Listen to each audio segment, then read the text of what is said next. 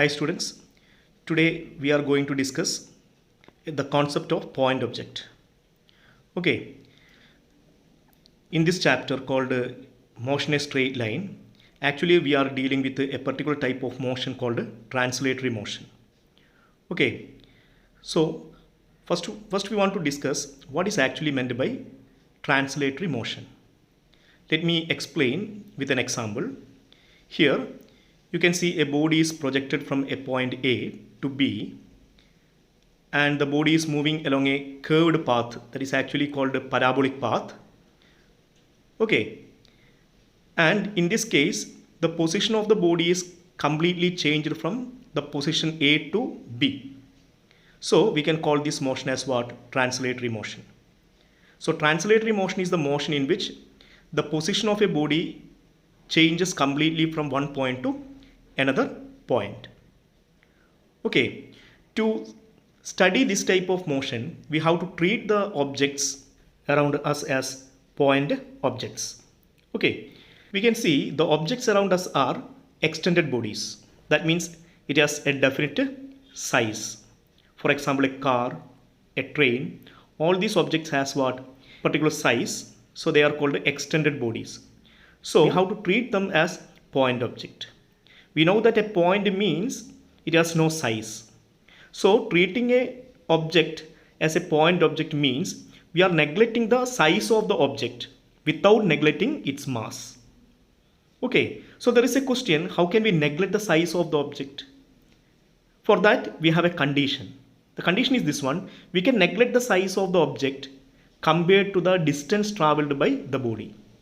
If the distance traveled by the body is very large compared to the size, we can neglect the size of the object and we can treat it as a point object. So car is an example for point object because it traveled a very large distance. Train is an example because it also traveling what? A very large distance. Okay, so that is a condition for treating a object as a point object.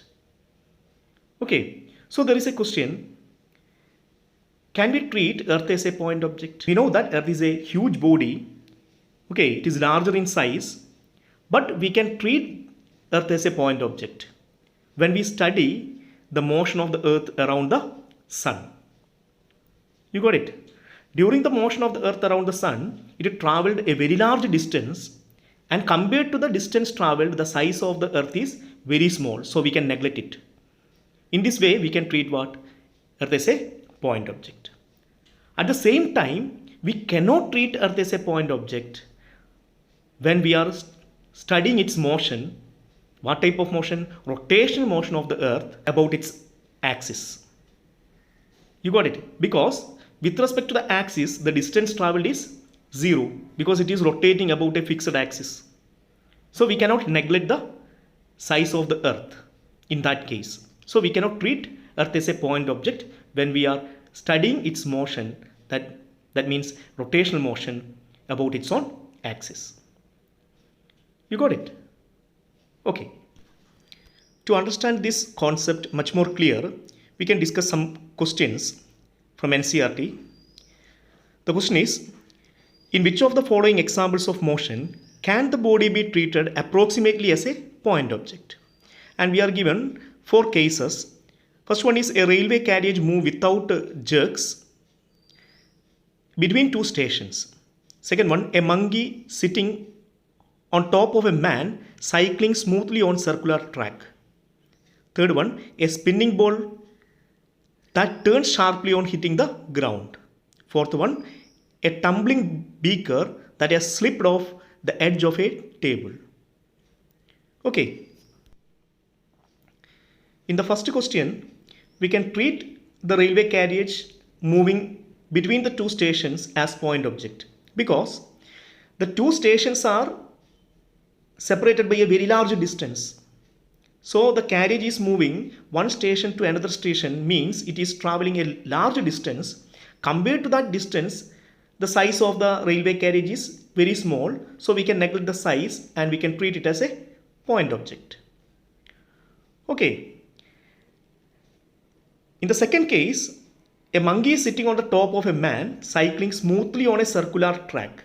Okay, cycling smoothly on a circular track means the size of the circular track is large. Okay, so the man traveling what? A large distance. That means monkey also traveling a large distance. So compared to that distance, the size of the monkey is negligibly small. So we can treat it as a point object. You got it? Okay. And the next one is a spinning cricket ball is taking a sharp turn after hitting the ground. So when we are considering the sharp turn of the cricket ball, we cannot treat it as a point object because the distance traveled during the sharp turn is very small. Okay, so we cannot neglect the size of the ball. You got it? So in this case, the ball cannot be treated as a point object. Okay, and the last one, a tumbling beaker that has slipped off the edge of a table. You can see here a table. On the table there is a jar. Okay, and it is falling from the table But you can see the distance traveled by the jar from the table to the ground is not large. Okay, not large compared to the size of the jar. So we cannot treat it as a point object. Okay. I think all of you got the concept of point object, isn't it? Okay. If you like this video, please subscribe and share. Thank you.